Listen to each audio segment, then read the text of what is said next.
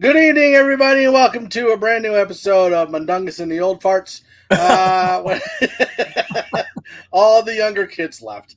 Welcome to a brand new episode of the 5280 podcast on the MHRT network. I'm your host, Mundungus Creamy. Alongside my co-host, as always, Glenn Hauser, and joined by very special and very old co-host, Bronco Bill. Welcome to the show, gentlemen. How's it going? It really takes some brass ones for a guy with a Pepe Le Pew beard to be talking about people that are being old. Listen, Pepe Le Pew. I can't control it. What do you want me to do? Color it in? Have you ever covered it? Yes, I colored it once. It lasted about 3 days. To do the Robert Saleh. You saw that. He had. What did he do? Oh, he had the beard dye, and then he ended up shaving the beard completely gone for this past weekend's games. But the weekend I think I'm just gonna go with the Hulk Hogan and just color all this in, and then do this blonde right here. That's what I'm gonna do. You gotta talk yeah. But no, to get Hey, brother. But no, to get some things kicked off here on the show, we're gonna go steer a little bit away from the Broncos. Matt Canada, the Steelers' offensive coordinator, finally has been fired. Mm-hmm. I'm surprised it took this long. He has been awful. So taking a page out of South Park, they blamed Canada. Exactly. I don't know. I just I think it's a lot more wrong with Pittsburgh than just the offensive coordinator. But I mean, somebody's got to take the fall. But there's a whole lot wrong. They don't have a quarterback. They're just a mess right now. Same with look at the Patriots. Everybody's wanting Bill Belichick to be fired, and I don't think it's Bill Belichick's fault. I just don't think they have the talent and the players to make it work. Well, Bill Belichick was the guy picking the players. He's the one chopping for the groceries. So that's the problem. They're having a similar situation as we had with Mike Shanahan, where Shanahan, the coach, was doing well. Shanahan, the personnel guy, not so much. And you want to take the personnel part away, and that doesn't sit well with the coach. So I think that's exactly what's going to happen with the Patriots. And you know, I can't foresee Belichick continuing on with them, but we'll see. Yeah. So obviously the big news coming out of Broncos country, other than us beating the Vikings, woohoo! But we'll get into that. Kareem Jackson gets suspended again. And Mike Kliss tweeted out all of the letter that John Runyon, who's the NFL VP of football operations, sent out a letter to Kareem Jackson. I'm going to read it so you guys kind of see what he says. I know Bill's got something to read too. But the letter from John Runyon to Kareem Jackson says, with 13:38 remaining in the first quarter, you were involved in a play that the league considers a serious violation of the playing rules. The video of the play shows that you lowered your head and made forcible contact to Vikings quarterback Josh Dobbs. You had an obstructed path to your opponent, and the illegal contact could have been avoided. Illegal acts that are flagrant and jeopardize the safety of players will not be tolerated. The league will continue to stress enforcement of rules that prohibit using your helmet to make forcible contact with your opponent. On the play in question, you lowered your head and delivered a forceful blow to the shoulder and head or neck area of an opponent when you had time and space to avoid such contact. You could have made contact with your opponent within the rules, yet you chose not to. So I think that is very indicative of where the NFL views that, because a lot of people were going all out in defense for Kareem Jackson. And to be fair, I understand where the league is coming from. Don't get me wrong. I love Kareem Jackson. I love the way he plays. I love the way he hits. But you went into this game knowing what you couldn't do, and you did it anyways. Okay. Well, I'm going to give a rebuttal to that from a Broncos player. And that Broncos player is none other than the best safety, in my opinion, in the NFL. Justin Simmons said, when he posted this on Twitter, said, "This is unbelievable." Simmons says in response to the suspension, Dobbs on this play was playing running back, not quarterback. The tight end was under center, snapped the ball, tossed it back to Dobbs, who isn't defenseless. on a 3rd and 1 where you're fighting for every yard. How in heaven's name are we supposed to stop a runner from falling forward, end quote.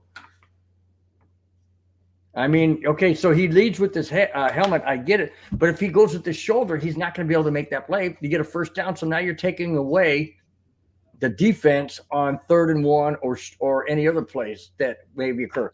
Simmons also went on to say, I didn't pull it up, but Simmons also went on to say that he had a similar play like that in Baltimore, or against the Ravens, I should say, and it wasn't flagged and didn't get suspended and didn't get fined. My question to both of you is this because the NFL is targeting and making an example out of Kareem Jackson?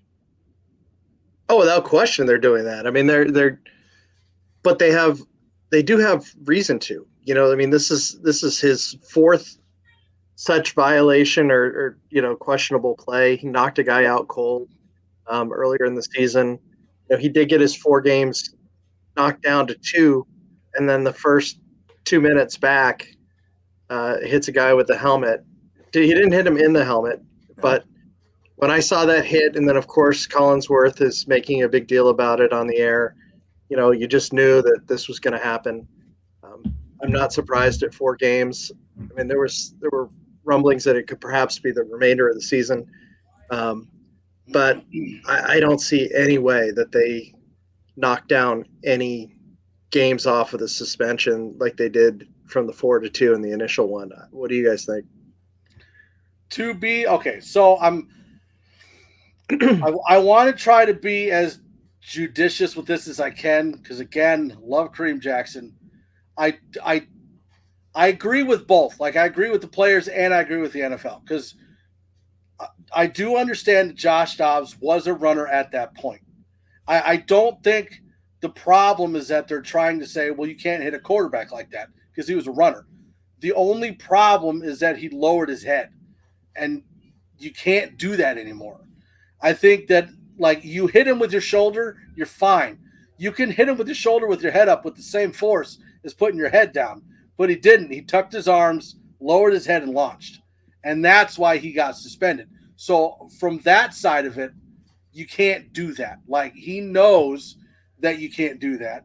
He's done it before, and that's why he got suspended. I think if this was his first one of the season, he wouldn't have gotten fined, wouldn't have gotten suspended. He would have been fine. But the fact that he's done this numerous times over the last 2 seasons, and he still isn't changing it, even after he had a conversation with Sean Payton about, like, hey, you can't do this, and then he goes out there and he does it again. So it sucks that we don't have Kareem Jackson going forward for at least the next 4 games, unless he appeals it and gets it down to 2. But yeah. I'm not upset about the hit. I'm more upset that he put the team in this situation. Because what if PJ Locke can't go next week? What if he can't go the week after that? Now who's playing safety opposite of Justin Simmons? Because you don't have Locke, you don't have Jackson, and you don't have Stearns. Right. So now what? Right. Yeah. And, just the way where the league is going in some of these fines are just extremely questionable. I mean, Josh Jacobs, the previous 2 games has been fined for what? I don't even know. I mean, just being a running back. I mean, you could see Javonte Williams then could potentially get fined. I mean, they fined Josh Allen for pointing. They fined Josie Jewell and Zach Allen for shooting fake finger guns in celebration. I mean, it's gotten absolutely ridiculous. And the Kareem play wasn't flagged on the field during the game at all. It resulted the fumble had actually happened prior to that point. Baron Browning had ripped it out of Dobbs' hands prior to the hit. It's just it is conflicting because I don't think the hit was a big deal, but it's the fact that they said you can't hit with your head and it still happened. It's like you got to follow the rules as they're laid out, or you can't be too shocked when the hammer comes down.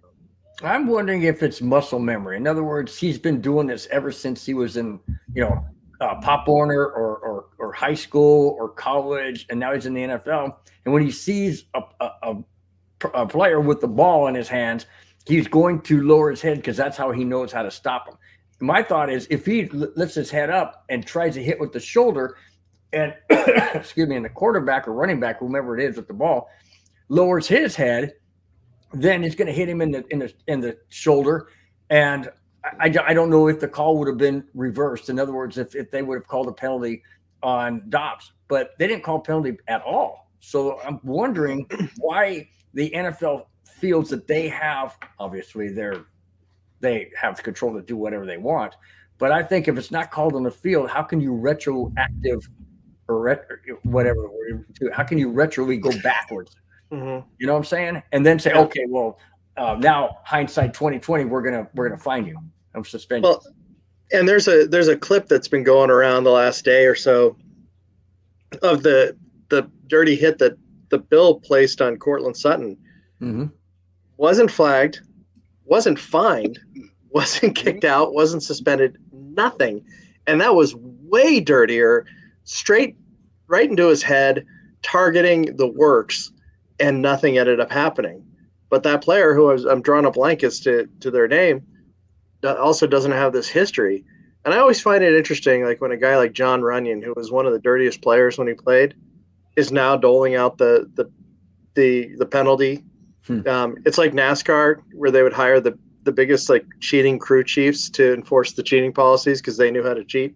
Yeah, but it's gotten to be a bit much, and I don't know where it's going to end as far as these fines go. But we're thin at safety, and it's going to be an interesting dilemma. Hopefully, PJ Locke can come back this week.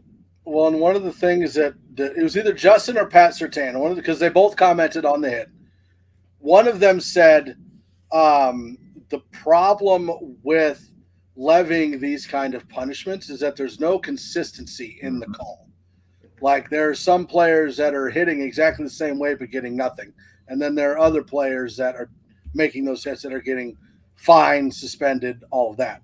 So I understand there being a history with Kareem Jackson. Like I said, I get that. But they have to be more consistent in how they dole out these punishments and to who.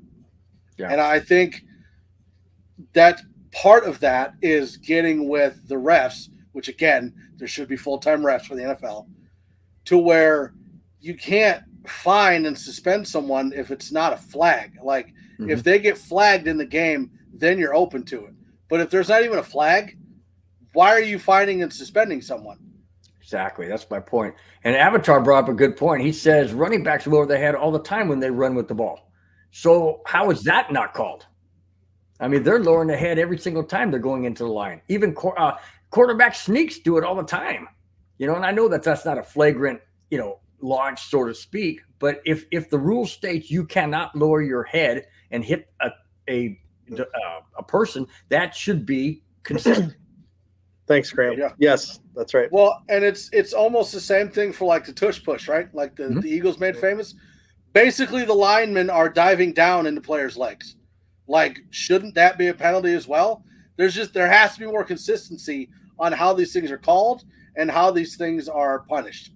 And I think that's, again, I think that the suspension was warranted.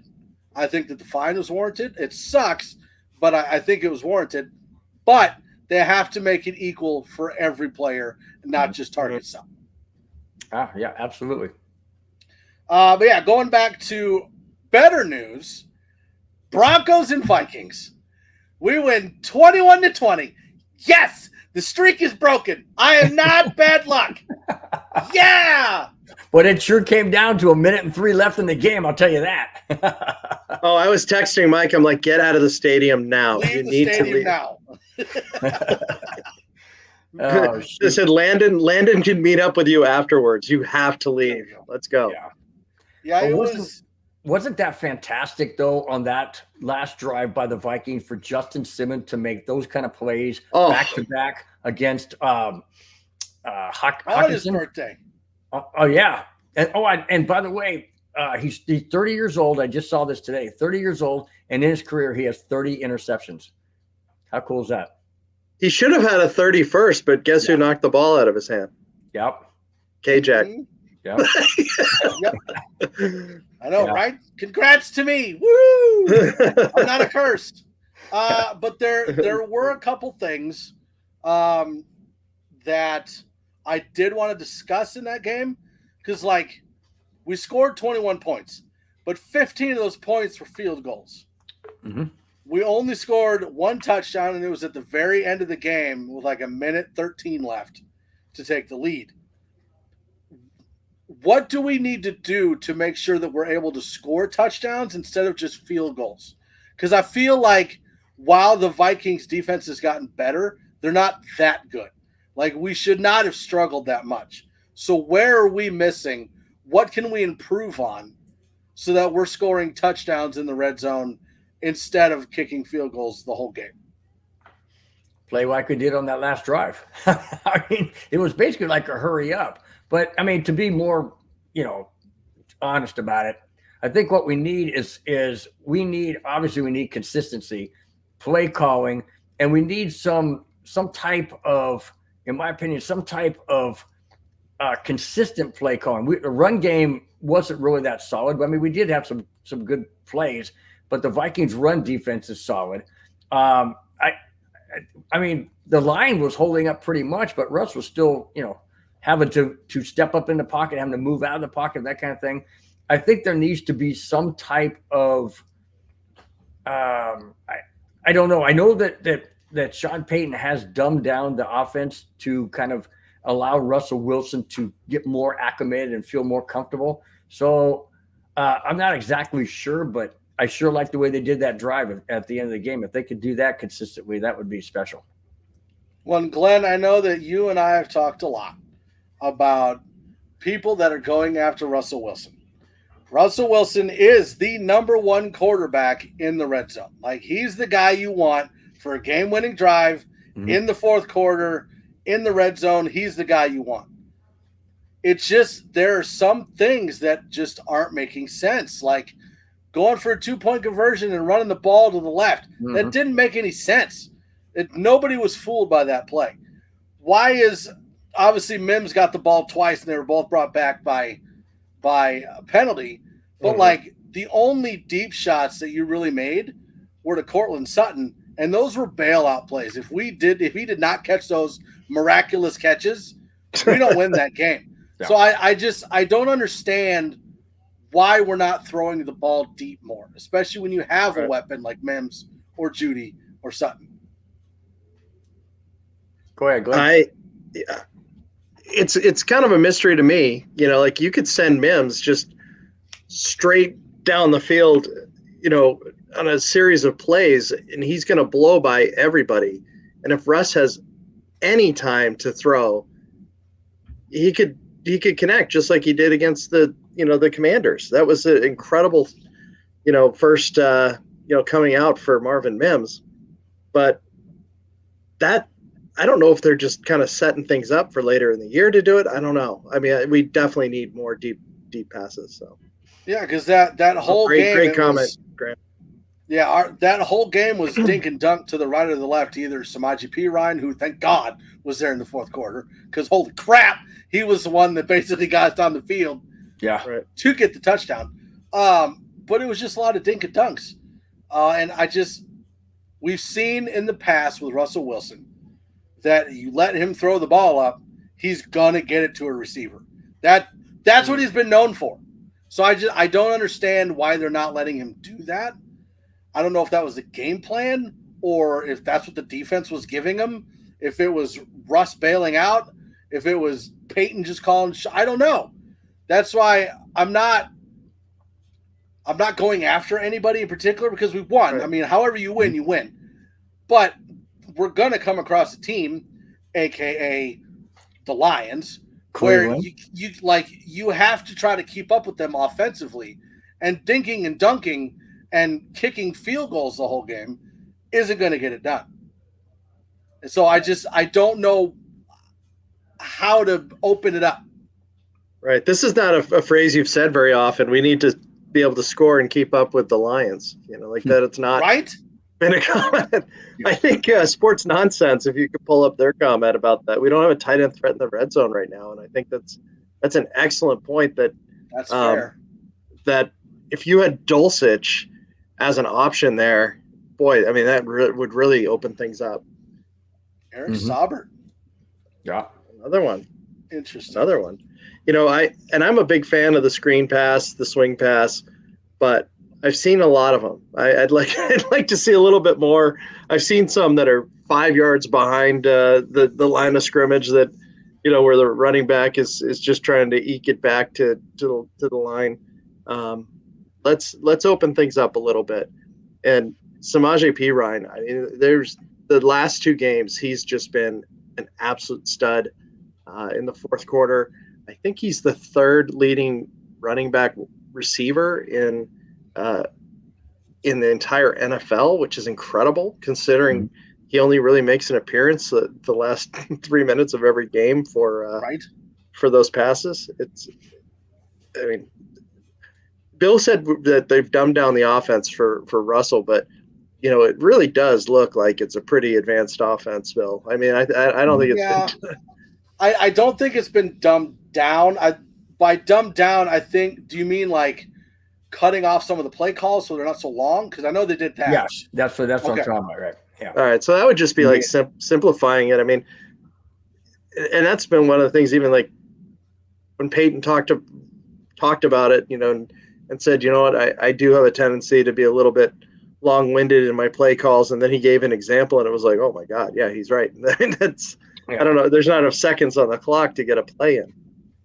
Now, I did hear that today that Sean Payton said that he put in or called 2 plays on that touchdown to Cortland Sutton. He called in 2 plays, and he told Russell, see what you see on the field and go with that play.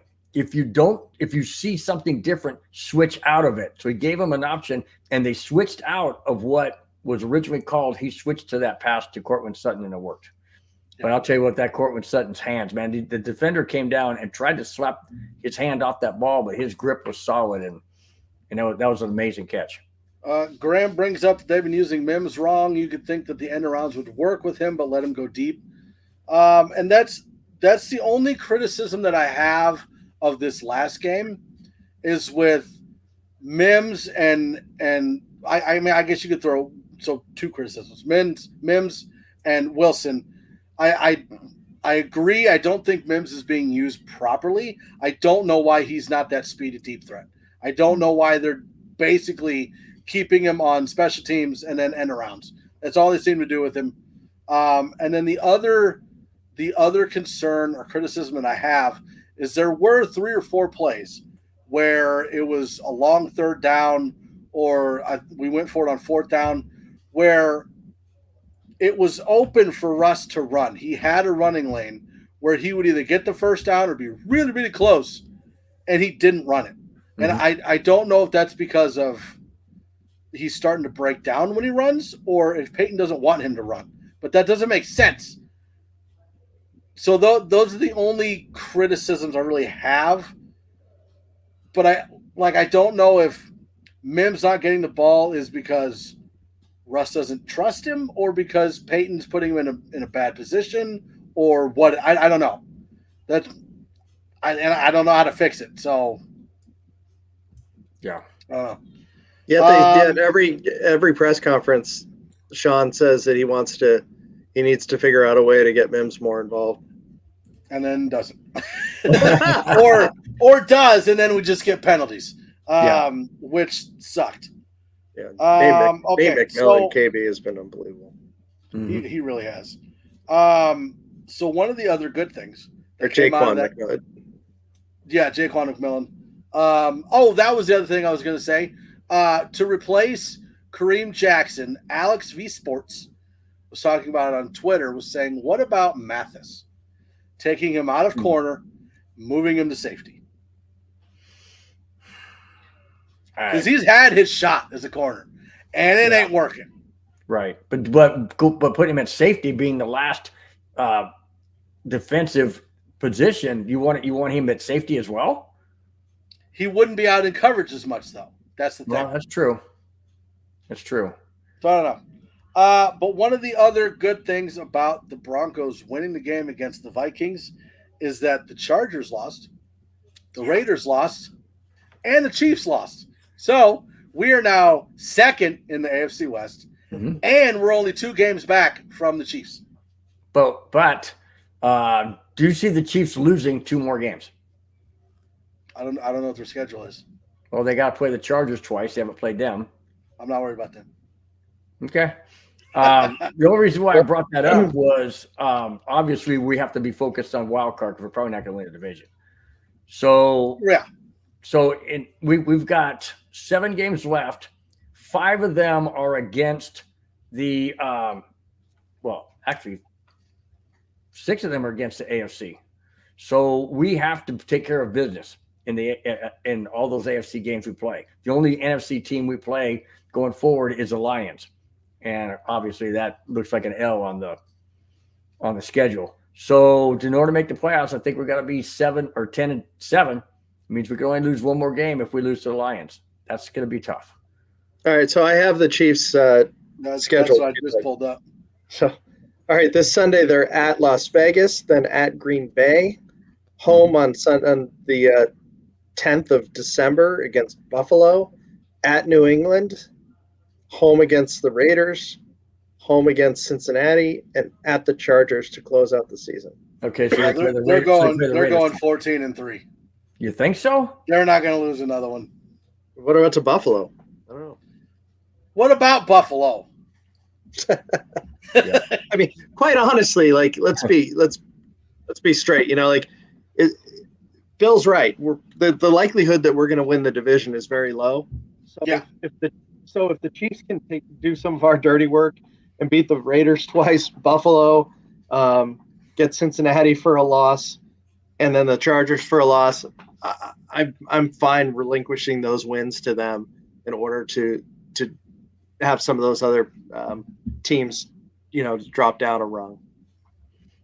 Yeah, but and we, like I said earlier, we have to take care of business. We have to beat Cleveland and we have to beat Houston. Those 2 are definitely in front of us. Mm-hmm. And then we still have, and we got to take care of the games that we should easily win, like against the Patriots. We can't have that as a trap game. And I know that these games are well down the road. They're into late November and early December and all that, but still they're on the schedule. It is late November. Well, you're right. It is late November. Shoot, Thanksgiving's around the corner. Happy Thanksgiving. Yeah, I do think happy Thanksgiving. I do think that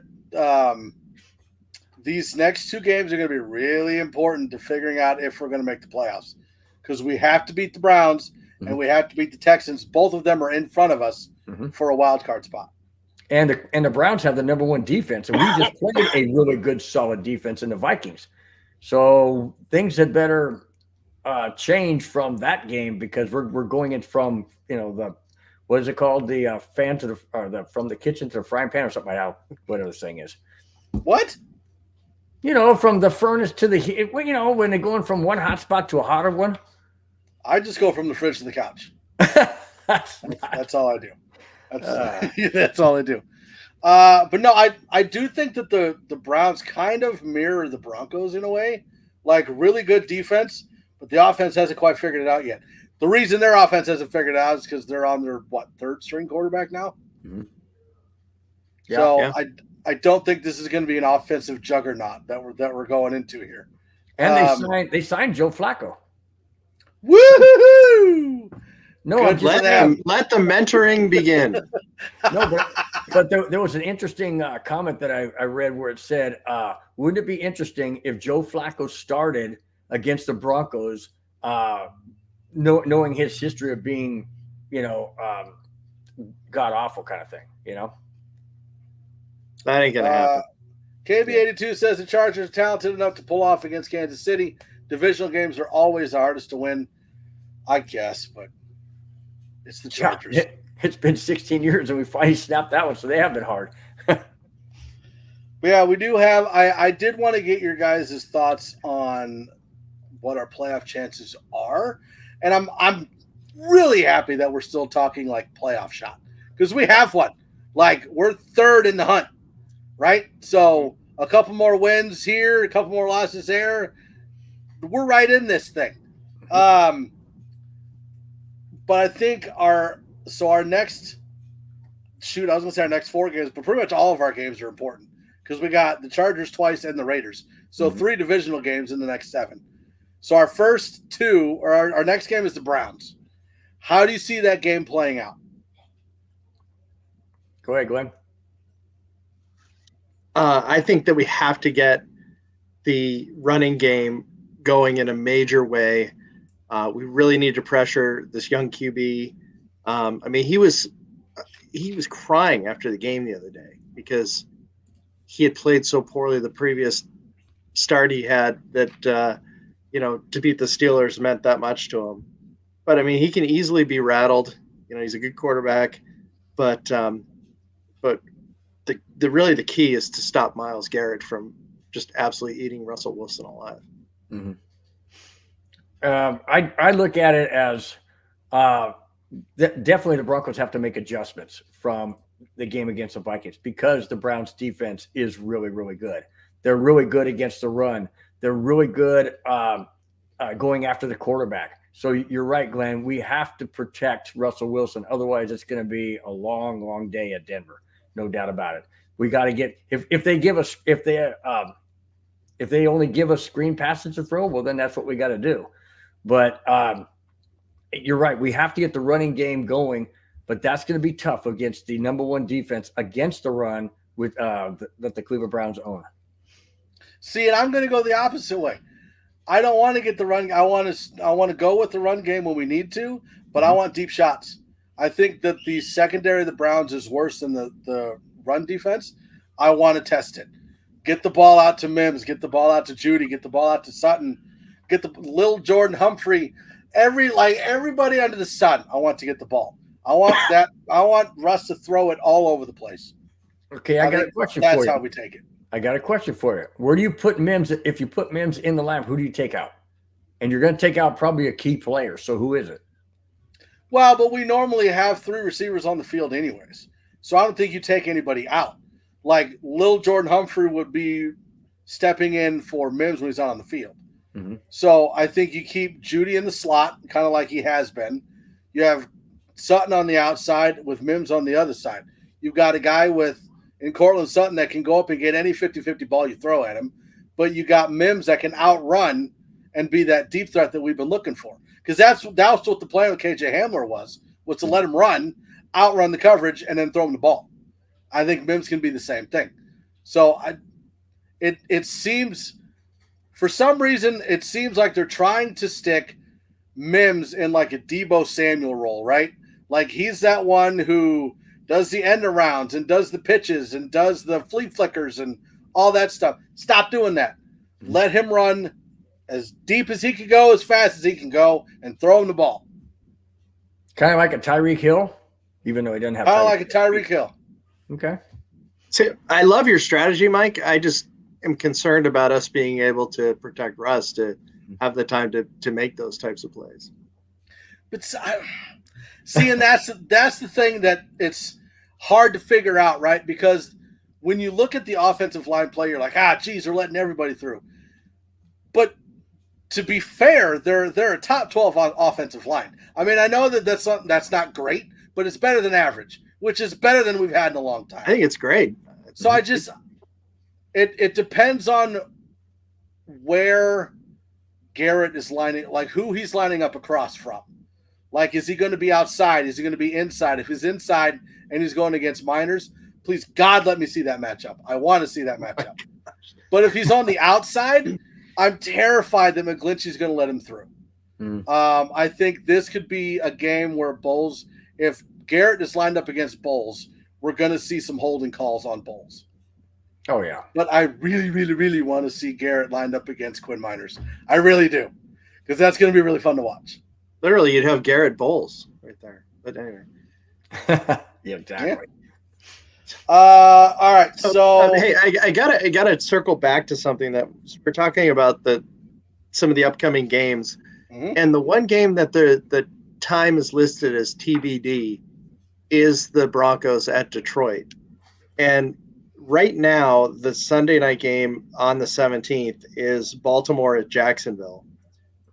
But other than that, there aren't that many compelling other games except for perhaps Dallas and Buffalo, depending on what happens with them.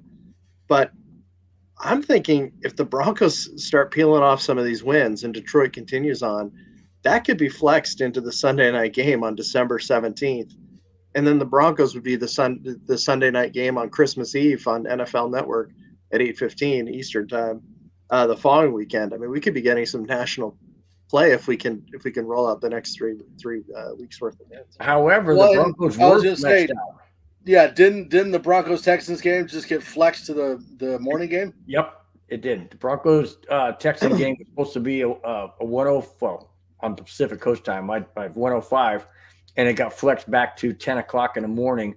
And my question was why? I mean, Houston and Denver right now are vying for a playoff spot. Why would you flex it into the 10 o'clock slot? But go ahead, Mike. Tell them what your thought is. Well, okay. So the only reason I can think of that they wouldn't have the Broncos and the Texans playing in the afternoon, because that is a playoff caliber game. Like, those are two teams that are fighting for a wild card spot in the playoffs. So the only thing I can think of is that they're flexing it back because there's no good matchups in the morning. And so they're moving the game so they have something for people to watch. That's I can tell you. Guess. All right, so here are the morning games. Here are the 1 o'clock Eastern games, 11 Mountain, on the 30th, or on the 3rd, I'm sorry. Indy at Tennessee, Chargers at New England, Detroit at New Orleans, Atlanta at New York Jets, Arizona in Pittsburgh, Miami at Washington, Denver at Houston. That rounds out the lineup. And then the 4 o'clock one were Carolina, Tampa, Cleveland Rams, Niners, Eagles. Oh, that's probably why Niners, Eagles. Niners, Eagles. They don't. Yeah, that makes sense. And all the morning games except the Broncos and Texans suck. So yeah, I think that's the reason why they flexed it down. Well, why couldn't they put the Eagles in the morning and keep the Broncos where they are? Because the Eagles are 8-1, 9-1, 9-1. Yeah, but they're also it's also in Philly, Bill. So they would never. Yeah. They're not going to be doing an early game for an East Coast game. Yeah. So no, yeah, that makes sense why they flexed it down, because all those games suck. Like, I wouldn't want to watch the Colts and the Titans. Sorry, I wouldn't want to watch the Colts and the Titans. That would suck. That's just not something I want to watch. But then I think the next game that we have, which is we've talked about before, is gonna be the biggest game for the Broncos to decide playoffs or not, is against the Texans. One of the coaches that was apparently in the running to be the head coach for the Denver Broncos ended up going to the Houston Texans in DeMeco Ryans, who is now partnering with rookie quarterback who has, people have been talking MVP for CJ Stroud, because he is lighting it up right now. And I think that's going to be the biggest test we have until we get to the Lions. Mm-hmm. Well, the Lions would be the very next game, wouldn't it? No, Chargers are. Oh, Chargers. Okay. Shirley's team. Yeah, I know. And I'll be getting a phone call. There's no doubt about that, one way or another. Talking about the Texans, that's CJ Stroud. I think our defense can handle him. I'm not concerned about that. But he again is very elusive, a lot like Dobbs has been and Patrick Mahomes is. He's just very elusive. He's very accurate. He's fearless. He's going to do whatever he has to do to get the win and to do whatever, or get the first down, whatever. And we're going to need to be on our toes. That game is in Houston too. Mm-hmm. That game's in Houston. So it's an early game, so to speak, obviously now at 10 o'clock, as opposed to the 2 o'clock for Denver. So it's early. It's going to be in Houston. It's going to be hostile. It's a playoff kind of atmosphere. We better bring our A game. We better not look past the Browns, though. That's for sure. We better not look past the Browns to the Texans. Yeah. And CJ Stroud, though, is, an incredible story. If you looked up his background at all, his father ended up going to jail. His mom got a job at a storage unit facility, and the job came with an apartment above the office of the storage unit. And so the college coaches that were coming to visit him were visiting him at the apartment at the storage facility. Like, wow. They were saying, like, we've never seen this before. Like, coaches were, and, he goes to Ohio State, then there's the whole Ohio State quarterbacks can't succeed in the NFL. Mhm. And this guy is just doing it. He's doing a great job. Couldn't be happier for him. Hope he has a long and successful career. I do hope he loses in a week and a half to the Denver Broncos. Yeah, exactly. I was just gonna say, I hope you're not going for him against No. Yeah, no. So then. Oh, and by the way, imagine being the Carolina Panthers watching this guy's stats. Oh, yeah. Right? I mean, Yeah. And they could have picked him. Mm-hmm. That's gotta hurt. That's gotta hurt. David Tepper made that decision, and now he's going to try to find some fall guy. Oh yeah, because wasn't it? They took a picture, or no, they took a video of the Panthers, Bryce Young? Frank Reich, and whoever the new offensive coordinator is going to be, and they were talking to Bryce Young, saying like, "Yeah, we'll see you in a couple weeks after we draft you." And they were talking to CJ Stroud, and then apparently Tepper was like, "Nope, I want Bryce Young," and so they took Bryce Young. Oh my gosh, I hadn't heard Imagine where they'd be if they had CJ Stroud right now. Wow. They don't have Tank Dell or some of those other receivers, but nonetheless. True. Which, good Lord, where'd that guy come from? And I had him on my fantasy team. I had bench too. I benched him for Amari Cooper because I was like, new quarterback of Cleveland. He's going to use Amari Cooper as a dump off. Nope. Got me nothing. Got me like 4 points. Tank Dell had like 17. I was like, come on. Killing me. Wow. Dude, Tank Dell is the known commodity now. You should never have done that. Oh, he's starting now. So the next 5 games, I'm going to kind of sum up because 3 of them are division. But you got Chargers, Lions, Patriots, Chargers, Raiders. And I think that the only one that we're not questioning is the Lions. Because I'm pretty sure that the Lions are I think they can push the Eagles for number 1 in the NFC. They're that good. And they still have room to improve, which is terrifying. But I think the only thing that concerns me about the Chargers is if we get into an offensive shootout. Because I don't know right now if our offense is built for a shootout. Right. I don't think we are. I mean, just go back and look at the games we've had this year. We took that huge lead against Washington, and then when they came storming back, we didn't have an answer. So I would have to agree with that. I don't think we're built for a shootout. I think because of the way Sean Payton likes to run the ball, wants to establish the running game, he's going to try and stick with that. I'm not sure that that's the right formula against the Lions. But if we end up getting down big 17-3, 21-3 or something, it's going to be a long day because I don't think we're made for, unless we start using our wide receivers and do what you say, Mike, to go deep on every series, then that's the only way it's going to happen.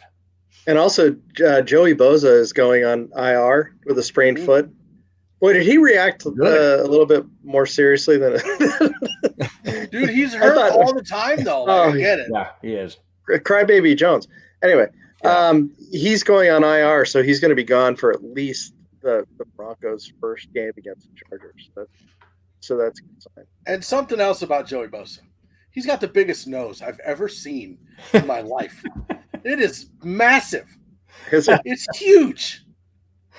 Like, I think the crying made it seem bigger. It was huge. I'm sorry. I had to bring it up. It's just like, maybe he was blowing his nose when he had the towel over his head or something. I don't know. Lordy. Mike with the in-depth analysis about. That's how deep my football analysis goes. His nose is big. He's going to be able to get down the field real quick. Mike has a nose for news. Just lift up that sail and start running. But no, I think the Patriots is an easily winnable game. Mm-hmm. Hope it's not a trap game. I didn't say lock. I said easily winnable. And then there's the Raiders, but I like their new coach. I think that their new coach is probably going to remain coach next year, Antonio Pierce. But I think that the team is going to start falling off now that they're not riding as emotionally high as they were when McDaniels got let go. So I think by the time we get to the end of the season, they're not going to have anything left. So I think that's an easily winnable game as well. But I do think there's every possibility. Not gonna lie, I was blaming Mike when this. Oh, shut up! Everybody's blaming me for everything. We won. Curse broken. Ha! That just means I gotta wear those. I gotta wear those same clothes every Sunday now, or they'll start all over again. Don't you already? Oh, I rotate. Depends on wash day. But no, I do think that the Broncos. You don't remember what we were talking about, do you? I didn't. I'm so distracted by the sale and the clothes. Now I don't remember now. I do think that the Broncos have a legit shot at going 6-1 over these next 7 games. I agree. I mean, you know, it'd be a great scenario too is if the Broncos have to win that last game in order to secure their playoff spot, and they do it in Las Vegas, beating the Raiders for the first time in quite some time. Mm-hmm. I don't think the Raiders, like you said, I don't think they're still going to be in action or in contention at that point. I do agree with you that they're going to pick Antonio Pierce with the fact that they don't have to pay him much when they've got $85 million already going to 2 other guys not coaching the team. But boy, well, that would be a sweet victory if you got in the playoffs and you got to have Club Dub at Allegiant Stadium. Now, I'm pretty sure, and this is talking with Captain Jack, but I'm pretty sure that most of that 85 is going towards Chucky because McDaniels renegotiated it down or something, or took a settlement or something like that. But yeah, 85 to 2 coaches that aren't coaching. Mm-hmm. Right. So, way to go, Raiders! Hey, status quo, right? Status quo, what they do. It's a great ad for financial responsibility. Go look at the Raiders. You want to be fiscally sound, go look at the Raiders as an example. Of course. All right. Of course, 4 weeks ago, people were pointing at the Russell Wilson contract as being not very fiscally sound either. So what a difference a month makes, right? Well, and at the same time, Mark Davis is not worth $60 billion, so whatever. Nobody cares. Yeah. Anything else that you guys want to talk about or that you guys want to cover before we get going? No, appreciate a lively chat tonight. Appreciate that. Yeah. It was a lively chat. Jay Bryan, Ray Haas, Clayton Era, Willie Snyder, Sports Nonsense and Whiskey, whose show is up next. KB82. Oh, boy, who else we got in here? Graham, Avatar, shooting. Oh, Mobad, woohoo! Eric Wallace. And then you had Gage, just bailed right before. No, I'm kidding. For good reason. Gage is watching the show live. Gage is like, I can't be on that show with Bronco Bill. I'm out of here. I say that all the time. So before we get out, Gage said, Bill reminds me of my great-great-grandfather. Are we going after Leonard? Shaq Leonard from the Colts. Hofstadter? From the Big Bang Theory? I don't think we are. Boy, is he intriguing though? Yeah, he got cut today. 4-time All-Pro, not a 4-time Pro Bowler, 4-time All-Pro. Mm-hmm. And just a sign of this guy's character. He gets let go today on his day off, and was still out there, handing out turkeys for people for Thanksgiving. I mean, that is a high character. Yeah. Individual. Is he inside or outside? He'd be inside. So pair him with Singleton? I don't see it happening. He's still owed over $6 million this year, and then there's a $6+ million injury guaranteed contract next year. Would he be beneficial in the run defense though? Because I think that's where we struggle the most. I think everybody knows that. Mm-hmm. I don't know. It's intriguing just with his history, but yeah, the reason they let him go is because he's been injured the last couple of years. Yeah. So it's it's tough, And Jeff Bryan says he would add much needed speed in the middle. I mean, yeah, without question. I mean, as long as he's not limping. And as much as I love Alex Singleton, there was a stat that was put out there, that he's like the league leader in missed tackles this year. Alex Singleton is? Mm-hmm. Yeah. Because he ranks 13th in the NFL in tackles. I like that. Because and that's kind of where I was going with Singleton, but I was going to say, I'm pretty sure Singleton's proven himself as the guy that we need at inside linebacker moving forward. Mm-hmm. If we were going to replace a linebacker, it would be Jewell at this point, which sucks because I love my honey bear. But I think Singleton just re-signed a contract this offseason, and I think he's got a fair shot at being top 5 in tackles in the league this year. Probably. I mean, if he can, he at the beginning of the season, he was in on every play. But I think it's these missed tackles that are really being recognized at this point. And Josie's in the final year of his contract, and Singleton signed a 3-year deal. I don't know why people are getting on Singleton. So has he really missed that many tackles? Yeah.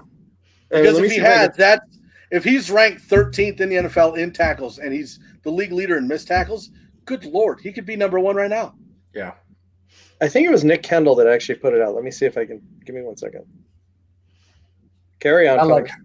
I like Singleton though. I think the guy's very athletic and stuff. And yeah, there could be situations where he's just, in the wrong position to try and make that tackle, or he got bumped off, or he's, just the guy's just elusive or whatever, just can't wrap him up.